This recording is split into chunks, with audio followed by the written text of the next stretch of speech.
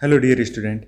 आज की वीडियो के अंदर प्रारंभिक शिक्षा विभाग द्वारा जारी नए पैटर्न पर बेस विज्ञान के मॉडल पेपर की चर्चा करेंगे। ये जो बेस मॉडल पेपर हैं वो बुकलेट सिस्टम पर आधारित है। इसके अंदर आपको आंसर है बुकलेट के अंदर ही लिखने पड़ेंगे। तो चलिए स्टार्ट करते हैं किस तरह से पेपर रहेगा और आपको किस तरह से इसके अंदर आंसर देने होंगे। समय की बात करें तो ये 2.5 घंटे का पेपर होगा और पूर्णांक होंगे वो 80 नंबर के होंगे। इसके अंदर 3 पार्ट होंगे A B C. First part के अंदर आपके बहुविकल्पी प्रश्न आएंगे जिसके अंदर अबसद, खाली जगह, राइट रॉन्ग, मिलान, इस तरह के क्वेश्चन होंगे। पहले टाइप के क्वेश्चन के बारे में भाग अ के बारे में बात करते हैं। इसके अंदर बहुविकल्पी प्रश्न होंगे यानी ऑब्जेक्टिव टाइप के क्वेश्चन होंगे। निम्नलिखित बहुविकल्पी प्रश्न का सही उत्तर सामने कोष्टक में दीजिए। ये 15 क्वेश्चन होंगे और प्रत्येक क्वेश्चन होगा 1 नंबर का होगा, टोटल 15 नंबर के। पहले क्वेश्चन से स्टार्ट करते हैं। इसके मलेरिया रोग का वाहक हैं मादा एनाफिलीज मच्छर, कॉकरोच, मक्खी, तितली। तो इसका राइट आंसर होगा मादा एनाफिलीज मच्छर, क्योंकि ये जो मच्छर हैं मलेरिया रोग फैलाता है, रोग फैलाने का वाहक है। दूसरा क्वेश्चन है संश्लेषित रेशा हैं अ कपास, ब नायलॉन, स ऊन और द रेशम। तो इसमें जो ABCD दिया हुआ है इसके अंदर जो संश्लेषित रेशा है यानी मानव निर्मित रेशा है वो कौन सा है। तो ये जहाँ बी है वो नायलॉन है, वो मानव निर्मित रेशा है, संश्लेषित रेशा है, तो राइट आंसर बी हो जाएगा। तीसरे क्वेश्चन की बात करें, निम्नलिखित में से किसको पीट कर चादरों में परिवर्तित किया जा सकता है। चांदी, सल्फर, नाइट्रोजन, फास्फोरस। तो इसका राइट आंसर होगा चांदी। चांदी एक धातु है और धातुओं को पीट कर चादरों में परिवर्तित किया जा सकता है। अगला क्वेश्चन है समाप्त होने वाले प्राकृतिक संसाधन हैं जिसका उपयोग करने पर वो कालांतर में समाप्त हो जाएंगे। तो सूर्य का प्रकाश, वायु, जल या पेट्रोलियम। तो राइट आंसर होगा पेट्रोलियम। पेट्रोलियम का ज़्यादा उपयोग करने पर वो आने वाले समय में ख़त्म हो जाएंगे, समाप्त हो जाएंगे। तो ये प्राकृतिक संसाधन है जो समाप्त होने वाले हैं। अगला क्वेश्चन है 5वां, वनोन्मूलन का कारण है। वनोन्मूलन यानी कि वनों का विनाश। ए कृषि के लिए वनों को काटना, बी ईंधन के रूप में लकड़ी को जलाना, सी दावानल एवं भीषण सूखा, डी उपरोक्त सभी। तो राइट आंसर होगा आपका उपरोक्त सभी। यानी ये जो तीनों कारण हैं जिसके कारण ये वनोन्मूलन होता है, तो राइट आंसर डी हो जाएगा। अगला क्वेश्चन है आंतरिक निषेचन होता है मादा के शरीर में, मादा के शरीर के बाहर, नर के शरीर में, नर के शरीर के बाहर। तो इसका राइट आंसर होगा मादा के शरीर के अंदर। तो निषेचन होता है आंतरिक निषेचन, तो मादा के शरीर के अंदर होगा। अगला क्वेश्चन है निम्नलिखित में से संकटापन जंतु हैं चीता, बारहसिंगा, खरगोश, जंगली भैंसा। तो सी ऑप्शन के अंदर आया हुआ है संकटापन जंतु नहीं है। यहाँ पर क्या होगा, नहीं है, नहीं आएगा। क्यों? क्योंकि चीता, बारहसिंगा, जंगली भैंसा हैं वो सभी हैं वो संकटापन जंतु हैं। तो यहाँ पर सी ऑप्शन है खरगोश है वो राइट आंसर हो जाएगा। अगला क्वेश्चन है मशीनों में बॉल बेरिंग का उपयोग किया जाता है घर्षण को कम करने के लिए, घर्षण को बढ़ाने के लिए, क्षेत्रफल बढ़ाने के लिए, दाब बढ़ाने के लिए। तो इसका राइट आंसर होगा ए घर्षण को कम करने के लिए। बॉल बेरिंग का उपयोग करने से घर्षण कम होता है और घर्षण कम होने से पुर्जे हैं कम घिसते हैं जो मशीनें आसानी से चलती हैं, इसलिए बॉल बेरिंग का उपयोग किया जाता है। नेक्स्ट क्वेश्चन है निम्न में से किस वाक ध्वनि की आवृत्ति न्यूनतम होने की संभावना है। छोटी लड़की की, छोटे लड़के की, पुरुष की या महिला की। तो इसका राइट आंसर होगा छोटा लड़का। तो छोटे लड़के की जो वाक ध्वनि है उसकी आवृत्ति न्यूनतम होती है। 10वां क्वेश्चन है विद्युत का सुचालक है अर्थात जिसके अंदर से विद्युत धारा बहती है, इलेक्ट्रिसिटी प्रवाहित होती है। लकड़ी, प्लास्टिक, लोहा, उपरोक्त सभी। तो राइट आंसर होगा लोहा। लोहे के अंदर से विद्युत धारा है आसानी से प्रवाहित होती है। नेक्स्ट क्वेश्चन की बात करते हैं जब कांच की छड़ को रेशम के कपड़े से रगड़ते हैं तो छड़ तथा ए ऑप्शन है तथा कपड़ा दोनों धनावेशित ग्रहण कर लेते हैं। बी है धनावेशित हो जाती है, यानी छड़ धनावेशित हो जाती है तथा कपड़ा ऋणावेशित हो जाता है। सी छड़ तथा कपड़ा दोनों ऋणावेशित हो जाते हैं। डी छड़ ऋणावेशित हो जाती है तथा कपड़ा धनावेशित हो जाता है। तो इसका राइट आंसर होगा बी, छड़ धनावेशित हो जाती है तथा कपड़ा है वो ऋणावेशित हो जाता है। अगला क्वेश्चन है, भूकंप आने का कारण है ए ईश्वर का प्रकोप, बी अतिवर्षा, सी पृथ्वी की प्लेटों की गतियाँ, डी ग्रहों की गतियाँ। तो इसका राइट आंसर होगा सी, पृथ्वी की प्लेटों की गतियाँ। पृथ्वी के अंदर जो प्लेटें हैं वो उनका हलचल के कारण, प्लेटों की हलचल के कारण, प्लेटों की गतियों के कारण भूकंप आता है। अगला क्वेश्चन है, लाल ग्रह के नाम से जाने जाने वाला ग्रह है मंगल, शुक्र, शनि, बुध। तो राइट आंसर होगा मंगल। मंगल ग्रह है, लाल रंग का दिखाई देता है इसलिए इसे लाल ग्रह के नाम से जाना जाता है। अगला क्वेश्चन है, रुधिर में ऑक्सीजन वाहक क्षमता कम करने वाली गैस है कार्बन डाइऑक्साइड, कार्बन मोनोऑक्साइड, जलवाष्प, ओजोन गैस। तो इसका राइट आंसर होगा बी, कार्बन मोनोऑक्साइड। ये हमारे शरीर के अंदर ऑक्सीजन वाहक क्षमता को कम कर देती है।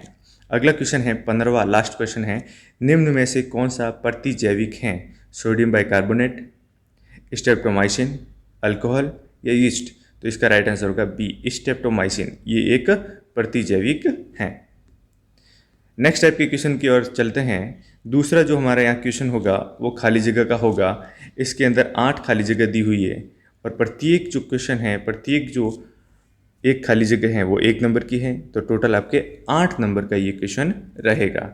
इसके अंदर ऊपर हिंट्स दिए हुए हैं, कुछ शब्द दिए हुए हैं जैसे कि जीवाणु, बैकेलाइट, पेट्रोलियम, घर्षण, राइजोबियम बैक्टीरिया, धात्विक ऑक्साइड, मौसम, कायांतरण।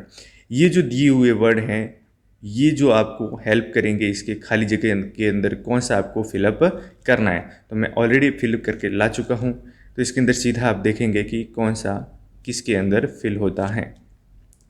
तो पहले की बात करते हैं, फलीदार पौधों की जड़ों में राइजोबियम बैक्टीरिया पाए जाते हैं। दूसरा है टाइफाइड जीवाणु के द्वारा होता है, तो खाली जगह के अंदर जीवाणु आ जाएगा। तीसरा है थर्मोसेटिंग प्लास्टिक का उदाहरण है तो बैकेलाइट। यहाँ जो ऊपर हिंट्स दिए हैं वही आपको यहाँ पर फिलअप करने हैं, बैकेलाइट हैं। चौथा है धातु हैं या धातु ए, यहाँ धातु है नहीं, धातु ए। धातु ए ऑक्सीजन से क्रिया करके धात्विक ऑक्साइड बनाती हैं। पांचवा है पेट्रोलियम जीवाश्म ईंधन है।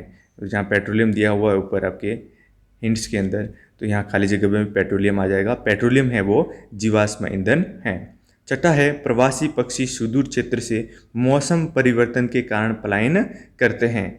यहाँ भारत के अंदर आने वाले साइबेरियन सारस है, साइबेरियन पक्षी है, वो साइबेरिया से यहाँ आते हैं क्योंकि वहाँ मौसम परिवर्तित हो जाता है इसलिए वो पलायन करते हैं। सातवां है टेडपोल का वयस्क में रूपांतरण कायांतरण कहलाता है।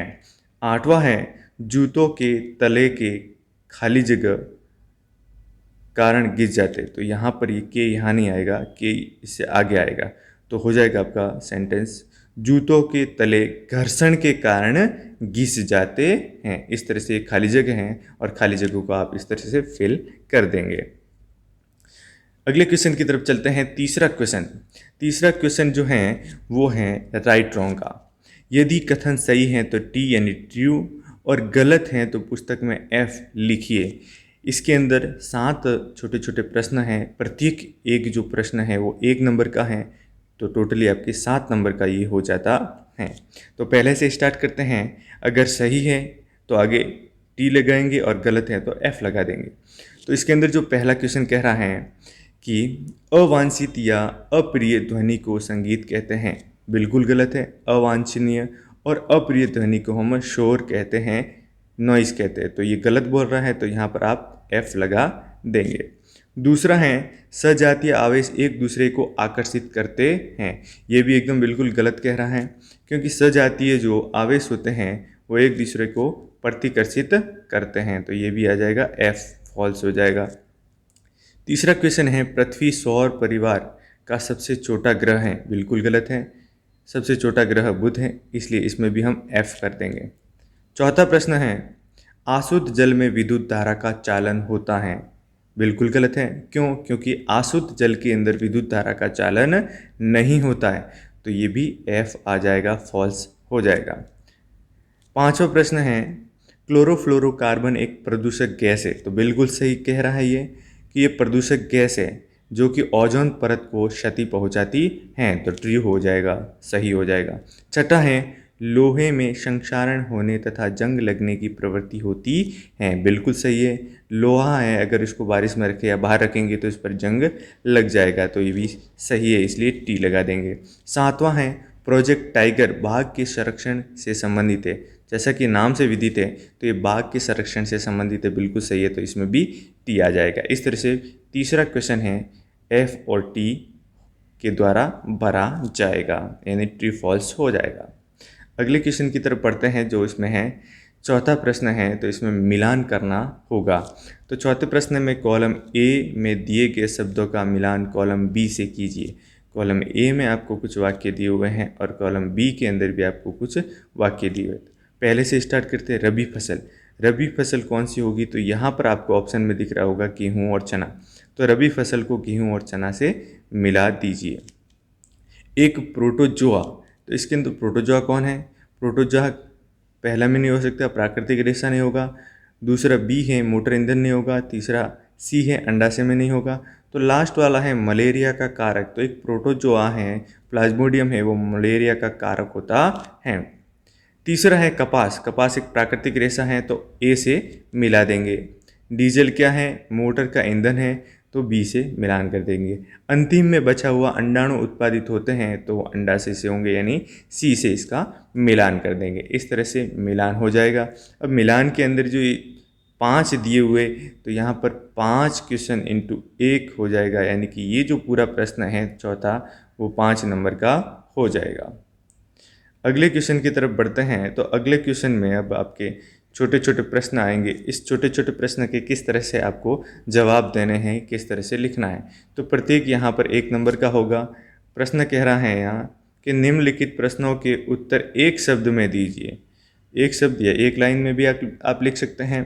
तो चलिए यहाँ पर प्रश्न से स्टार्ट करते हैं। 5वां प्रश्न है, मिट्टी में पोषक स्तर को बनाए रखने के लिए क्या मिलाया जाता है? तो उत्तर होगा, मिट्टी में पोषक तत्व बनाए रखने के लिए खाद एवं उर्वरक मिलाए जाते हैं। आप सिर्फ खाद और उर्वरक भी लिख सकते हैं।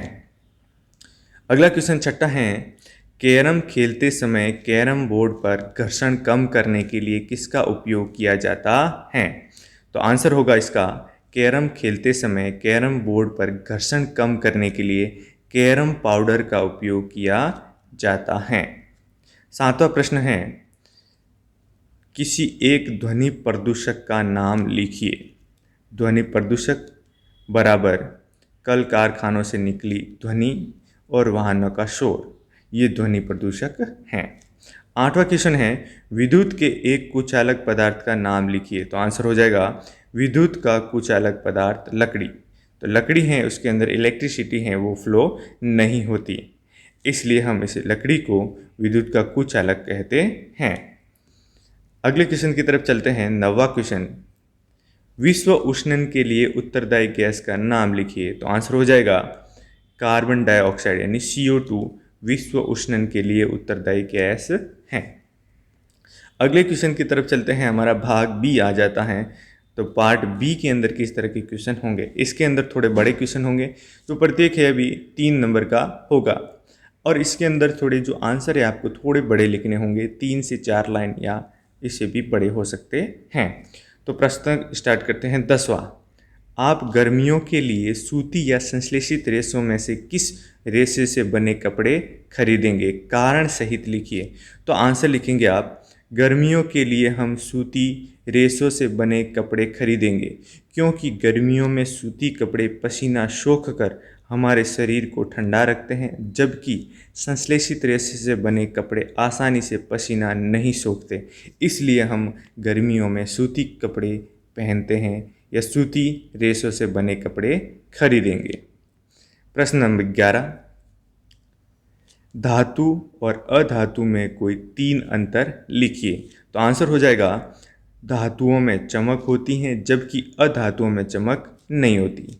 दूसरा अंतर हो जाएगा, धातुओं पर चोट लगने या चोट करने पर ध्वनि उत्पन्न होती है जबकि अधातुओं पर चोट करने पर ध्वनि उत्पन्न नहीं होती।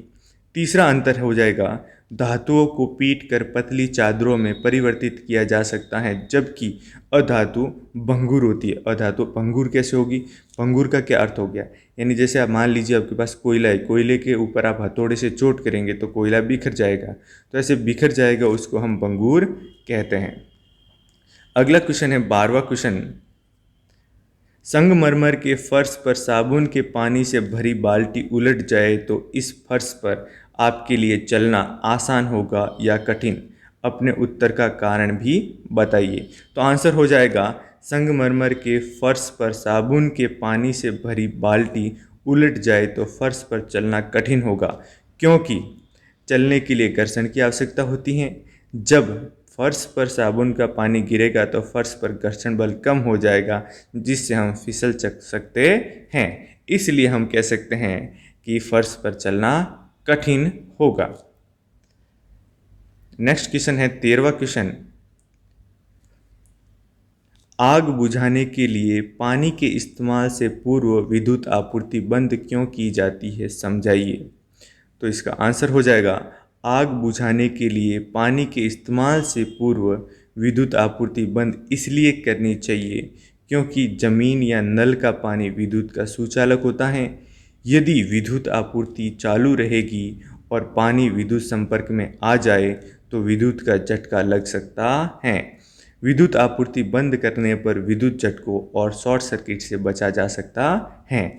इसलिए आग बुझाने के लिए पानी का इस्तेमाल करने से पूर्व विद्युत आपूर्ति को बंद किया जाता है।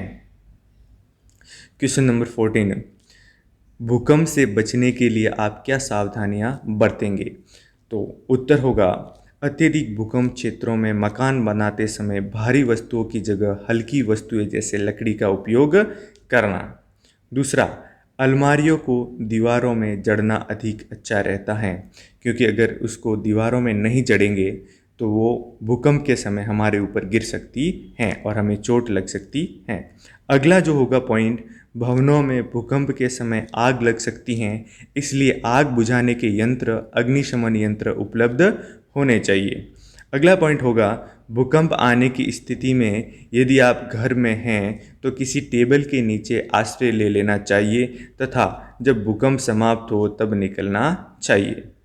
अगला अंतिम पॉइंट रहेगा इसका, भूकंप आने पर जब हम बाहर होते हैं तब किसी बड़े वृक्ष या विद्युत लाइन से दूर रहकर खाली स्थान को ढूंढकर वहां धरती पर लेट जाएंगे। क्यों? क्योंकि कहीं बड़े वृक्ष या विद्युत लाइनों के पास रहेंगे तो भूकंप के कारण बड़े वृक्ष गिर सकते हैं, हमारे ऊपर गिर सकते हैं। विद्युत लाइनों के खंभे टूटने पर विद्युत हैं, उसके तार हैं, हमारे ऊपर गिरेंगे तो हमें झटका लग सकता है, विद्युत के करंट लग सकता है। अगला क्वेश्चन है 15वां, सौर परिवार का नामांकित चित्र बनाइए। तो यहाँ सौर परिवार का नामांकित चित्र बनाया हुआ है। सबसे मध्य के अंदर सन बनाया हुआ सूर्य, उसके बाद में मरकरी यानी कि बुध, उसके बाद में वीनस यानी शुक्र, फिर पृथ्वी अर्थ, उसके बाद में मार्स मंगल, ये आपके बनाए हुए हैं। उसके बाद में यहाँ पर क्षुद्र ग्रह के छोटे छोटे डॉट आपको दिखाई दे रहे होंगे। उसके बाद में अगली जो वर्ताकार स्थिति है, वर्ताकार घेरा है, उसके अंदर जुपिटर यानी कि बृहस्पति ग्रह आ जाता है जो कि सबसे बड़ा ग्रह। उसके बाद में शनि ग्रह और उसके बाद में अरुण और वरुण। इस तरह से आपको वृत्ताकार लाइनों के अंदर आपको ग्रहों को अरेंज करना है और उसको नामांकित करना है। तो 15वां प्रश्न है, आपको नामांकित चित्र बनाना होगा। 16वां प्रश्न रहेगा, अंतर बताना है आपको। 16वां प्रश्न, CNG और LPG ईंधन के रूप में उपयोग करने से क्या लाभ है? तो आपको लाभ बताने, तो लाभ को पॉइंट वाइज दिखेंगे। पहला लाभ होगा इसमें, ये स्वच्छ ईंधन हैं, जलने पर धुआं नहीं देते जिससे प्रदूषण नहीं होता। दूसरा पॉइंट रहेगा, जलने पर बहुत अधिक ऊष्मा देते हैं। तीसरा पॉइंट रहेगा, ये आसानी से व सीधे जलाए जा सकते हैं। अगला पॉइंट रहेगा ये तुलनात्मक रूप से सस्ते होते हैं। और लास्ट होगा इन्हें एक स्थान से दूसरे स्थान तक आसानी से स्थानांतरित किया जा सकता है, इसलिए सीएनजी और एलपीजी हैं वो ज़्यादा उपयोगी और अच्छे रहते हैं, इसलिए इसके ये निम्न लाभ हो जाएंगे। अगले क्वेश्चन की तरफ बढ़ते हैं। 17वां क्वेश्चन। 17वां क्वेश्चन है नर जनन तंत्र का नामांकित चित्र बनाइए। तो यहाँ पर नामांकित चित्र बनाया हुआ है नर जनन अंग, यानी ये जो तंत्र है पूरा नर जनन तंत्र है, जिसके अंदर आपको ये जो नली दिख रही है वो शुक्राणु नलिका है, जिसमें से शुक्राणु बाहर की तरफ जाते हैं। शिश्न दिया हुआ है और वृषण दो जोड़ी है, यानी एक जोड़ी है वृषण है। इस तरह से आपको चित्र को बनाना है। अगले क्वेश्चन की तरफ चलते हैं, जो भाग सी के अंदर आते हैं। हमारे भाग सी के अंदर किस तरह के क्वेश्चन होंगे, इसके अंदर बड़े क्वेश्चन होंगे और जो प्रत्येक क्वेश्चन होगा वो 4 नंबर का होगा। इस क्वेश्चन की खास बात है कि यहाँ पर अथवा 2 प्रश्न दिए जाएंगे, दोनों में से आपको एक करना होगा, या तो ऊपर वाला या फिर और के बाद में जो दिया हुआ है। जैसे कि पहला इसमें ऊपर दिया हुआ है खरपतवार किसे कहते हैं, खरपतवार का नियंत्रण कैसे किया जाता है समझाइए। और अथवा में दिया हुआ सिंचाई किसे कहते हैं, जल संरक्षण करने वाली सिंचाई की 2 विधियों का वर्णन कीजिए। तो यहाँ पर हम दोनों क्वेश्चन को देखेंगे, आपको इसमें से दोनों में से एक क्वेश्चन को करना है जो आपको अच्छी तरह से आता है। तो चलिए शुरू करते हैं। पहले खरपतवार किसे कहते हैं वहाँ से। तो खरपतवार की परिभाषा लिखेंगे सबसे पहले। खेतों में फसलों के साथ उगने वाले अवांछित यानी बेकार पौधों को खरपतवार कहते हैं। खरपतवार को निराई गुड़ाई के द्वारा फसलों से हटाना बहुत आवश्यक है, क्योंकि फसलों की वृद्धि को प्रभावित करते हैं तथा मानव और पशुओं के लिए विषैले भी हो सकते हैं। ये तो खरपतवार की बात होगी। अब खरपतवार को नियंत्रित कैसे किया जाए, इसके तरीके कौन से। तो खरपतवार के नियंत्रण के तरीके में सबसे पहला है फसल उगाने से पहले खेत को जोतना, जिससे खरपतवार के पौधे सूख कर नष्ट हो जाए। दूसरा नियंत्रण उपाय है तरीका है खरपतवार नाशी दवाइयों का उपयोग करना। तीसरा है खरपतवार को हाथ से उखाड़ कर नष्ट करना। चौथा है निराई गुड़ा द्वारा खरपतवार को हटाना।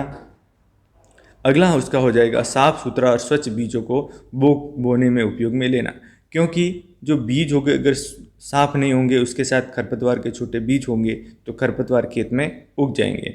लास्ट वाला होगा फसल चक्र को अपनाना तथा खेत को जोत कर छोड़ देना, जिससे धूप के कारण खरपतवार के बीज नष्ट हो जाए।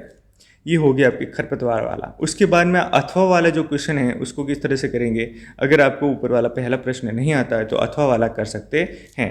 अथवा वाले में सिंचाई से संबंधित है, तो सबसे पहले सिंचाई की परिभाषा लिखते हैं। पौधों को आवश्यकता अनुसार कृत्रिम रूप से जल देना सिंचाई कहलाता है। पौधों में लगभग 90% जल होता है। पौधों की अच्छी वृद्धि और विकास के लिए जल बहुत ही आवश्यक है। समय समय अंतराल पर पौधों को जल देना सिंचाई कहलाता है। तो सिंचाई की परिभाषा ये भी हो सकती है। अब जल संरक्षण की जो 2 विधियां हैं वो प्रमुख हैं। 2 विधियां कौन सी है, पहली है छिड़काव तंत्र या फव्वारा विधि, और दूसरा है बूंद बूंद सिंचाई या ड्रिप तंत्र। तो छिड़काव तंत्र किस तरह की विधि है, तो इस विधि का उपयोग समतल भूमि तथा जल की कमी वाले क्षेत्रों में किया जाता है। इसमें छोटी पाइप नली के ऊपर घूमने वाली नोजल होती है जो मुख्य सप्लाई लाइन से जुड़ी होती है। मुख्य सप्लाई लाइन से पानी आने पर नोजल घूमती हैं और वर्षा की तरफ पानी का छिड़काव करती है, जो कि आमतौर पर आपने खेतों में देखे होंगे। दूसरी विधि है वो बूंद बूंद सिंचाई या ड्रिप तंत्र है। यह उबड़ खाबड़ भूमि क्षेत्रों में उपयोग में लाई जाती हैं। इसमें छोटी छोटी पतली लंबी नलियाँ लगी होती हैं जिसमें छिद्र होते हैं। ये छिद्र छोटी छोटी पाइप मुख्य लाइन से जुड़ी होती हैं। जब मुख्य लाइन में पानी आता है तब छोटे छिद्रों से पानी बूंद बूंद करके पौधों की जड़ों में पहुंचता है, जिससे कि पानी बिल्कुल कम वेस्ट होता है। तो जहां पानी की ज़्यादा कमी है वहां पर बूंद बूंद सिंचाई विधि वरदान के रूप में काम करती है। इस तरह से आप इसका आंसर लिखेंगे। अगले क्वेश्चन की तरफ बढ़ते हैं। 19वां क्वेश्चन है।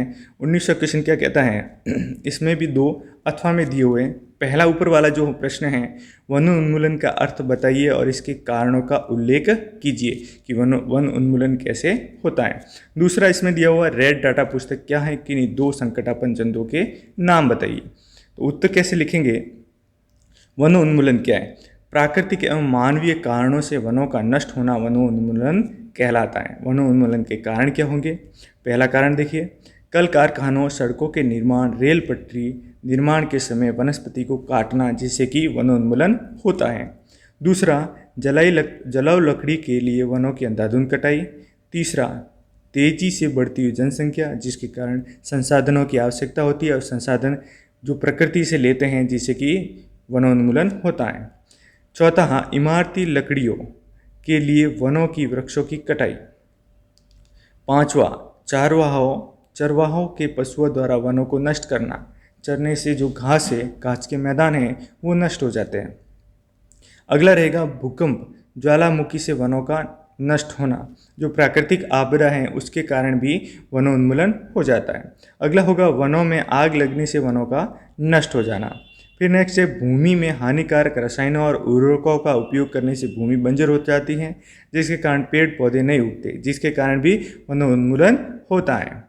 अथवा वाला जो क्वेश्चन है उसका आंसर किस तरह से करेंगे, रेड डाटा पुस्तक। तो रेड डाटा पुस्तक है क्या, पहले तो यह वह पुस्तक है जिसमें संकटापन स्पीसीज का रिकॉर्ड रखा जाता है। पौधों और जंतुओं और अन्य के लिए अलग अलग रेड डाटा पुस्तक होती हैं। संकटापन जंतुओं के नाम सफ़ेद चीता, शेर, हाथी, जंगली भैंसे, ये संकटापन जंतु हैं। संकटापन जंतु यानी कि जिन्हें अगर समय पर बचाया नहीं गया तो वो आने वाले समय में विलुप्त हो जाएंगे। अगले प्रश्न की तरफ चलते हैं। 20वां प्रश्न है मच्छर अपने पंखों को 500 कंपन प्रति सेकंड की औसत दर से कंपित ध्वनि उत्पन्न करता है। कंपन की आवृत्ति और आवर्तकाल ज्ञात कीजिए। और अथवा में दिया हुआ है निम्न वाद्य यंत्रों के किस भाग से ध्वनि उत्पन्न होती है, उस भाग का नाम लिखिए। ढोलक, सितार, बांसुरी और मंजीरा। तो आंसर स्टार्ट करते हैं। सबसे पहले हम क्या करेंगे, आवर्तकाल निकालेंगे। तो सबसे पहले आपको एक लाइन लिखनी होगी जो दिया हुआ है। जिस तरह से गणित के क्वेश्चन को सॉल्व करते हैं उसी तरह से पंखों द्वारा कंपनों की संख्या 500 हो जाएगी। कंपनों में लगा कुल समय कितना होगा, या कुल समय कितना होगा, 1 सेकंड। 1 सेकंड में आपको 500 कंपन देखने को मिलते हैं तो 1 सेकंड हो जाएगा समय। तो आवर्तकाल निकालने का सूत्र क्या होगा, कंपनों में लगा समय बटा कंपनों की संख्या। आवर्तकाल बराबर 1/500 हो जाएगा। अब 1 में 500 का भाग देंगे तो आपके पास आंसर हो जाएगा 0.002 सेकंड प्रति कंपन, यानी कि एक कंपन में आपको समय लगेगा 0.002, और जो समय लगेगा वही तो क्या कहलाएगा, आवर्तकाल कहलाएगा। आवर्ती की बात करें तो क्या होगा, कंपनों की संख्या बटा कंपनों में लगा समय। तो आवर्ती बराबर कंपनों की संख्या कितनी है, 500, और कंपनों में लगा समय 1। तो 500 में 1 का भाग देंगे तो 500 ही आएगा। तो आपका आंसर हो जाएगा आवर्ती का 500 कंपन प्रति सेकेंड। अथवा में इसका जो दिया हुआ प्रश्न है इसका सॉल्यूशन क्या होगा, ए होगा ढोलक के अंदर वो कहाँ से आवाज़ आती है, ध्वनि उत्पन्न होती है। तो ध्वनि वाला भाग कौन सा है, तो तनिज झिल्ली से है ध्वनि उत्पन्न होती है। सितार के अंदर जो तार लगा है उससे ध्वनि उत्पन्न होती है। बांसुरी के अंदर जो छिद्र होते हैं, वायु स्तंभ होते हैं, उससे ध्वनि उत्पन्न होती है। डी है मंजीरा में धात्विक प्लेट होती हैं, उनको टकराने से उसमें से ध्वनि उत्पन्न होती है। तो इस तरह से आप इसका आंसर लिख देंगे। 21वां अंतिम प्रश्न है, ये भी 4 नंबर का रहेगा। जल प्रदूषण को नियंत्रित करने के 4 उपाय बताइए, या अथवा में इसके द्वारा जो दिया हुआ है वो भी प्रश्न कर सकते हैं। वायु प्रदूषण से आप क्या समझते हैं, वायु प्रदूषण के हानिकारक प्रभावों का उल्लेख कीजिए। तो पहले जल प्रदूषण की बात करते हैं, इसके उपाय क्या होंगे।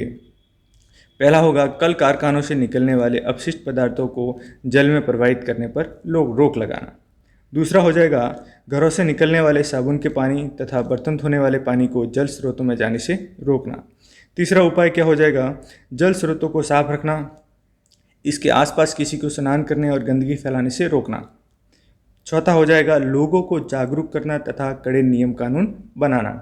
पांचवा क्या हो जाएगा, खेती में हानिकारक रासायनिक पदार्थों का तथा उर्वरकों का उपयोग कम करवाना, क्योंकि खेती से बहने वाले पानी हानिकारक रसायनों के साथ जल स्रोतों में मिल जाते हैं जिससे जल प्रदूषण होता है। तो इस उपायों के द्वारा आप जल प्रदूषण को कम कर सकते हैं, नियंत्रित कर सकते हैं। हम वायु प्रदूषण की बात करते हैं। वायुमंडल में गैसों का असंतुलन जिसके कारण मानव या जंतुओं का श्वसन प्रभावित होता है, वायु प्रदूषण कहलाता है। वायुमंडल में हानिकारक गैसों या हानिकारक पदार्थों के मिलने से मानव श्वसन संबंधित विकार उत्पन्न होते हैं। अब ये विकार उत्पन्न होते हैं तो वायु प्रदूषण की हानियाँ क्या है। तो हानियाँ और क्या प्रभाव कह सकते हैं तो निम्नलिखित हैं। पहला हो जाएगा, मानव व जंतुओं में श्वसन संबंधी रोग उत्पन्न होते हैं। दूसरा, वायु प्रदूषण वायु में हानिकारक पदार्थों से त्वचा संबंधी रोग उत्पन्न करते हैं। जैसे कि आप कहीं अगर सिटी के अंदर जाते हैं, वहाँ बहुत सारे वाहन होते हैं, उन वाहनों के धुएं से प्रदूषण होता है और धुएं से आपको एलर्जी होती है, खुजली हो जाती है, तो त्वचा संबंधित रोग उत्पन्न होते हैं। तीसरा जो पॉइंट कह रहा है, क्लोरोफ्लोरोकार्बन जैसे वायु प्रदूषकों से वायुमंडल में स्थित ओजोन परत का क्षय होता है, छिद्र होने लगते हैं। चौथा है, वायु प्रदूषण या वायुमंडल में हानिकारक गैसों के मिश्रण से अम्लीय वर्षा होती है। पांचवा, वायु प्रदूषण से विश्व उष्णन या ग्लोबल वार्मिंग की समस्या उत्पन्न होती है, जिससे वायुमंडल का ताप बढ़ता है। वायुमंडल के ताप बढ़ने से उत्तरी ध्रुव और दक्षिण ध्रुव की बर्फ पिघलने लगती है, जिससे समुद्र जल स्तर ऊपर उठ जाता है। समुद्र तल ऊपर उठने से समुद्र तट पर रहने वाले लोगों को जन धन की हानि होती है, क्योंकि समुद्र तल ऊपर उठेगा तो वहाँ पर रहने वाले लोग हैं वो प्रभावित होंगे, वहाँ घरों में पानी आ जाएगा, घर हैं वो डूब जाएंगे, जिससे कि जन धन की हानि हो जाएगी। छठा इसका पॉइंट रहेगा, वायु प्रदूषण से तापमान में वृद्धि के कारण मौसम में परिवर्तन हो जाएगा। तो इस तरह से इसका आंसर लिख देंगे। तो इस तरह से आपको प्रश्न हैं उसके हल करने हैं और अच्छे से आपको राइटिंग के साथ में लिखना है, पॉइंट वाइज लिखना है। तो इस तरह से इस पूरे पेपर का सॉल्यूशन होता है। उम्मीद करते हैं कि आपको ये वीडियो पसंद आया होगा। आप इसको देखें और औरों के साथ भी शेयर करें, औरों को भी बताइए। ये वीडियो देखने के लिए आपका बहुत बहुत धन्यवाद। Thank you for watching.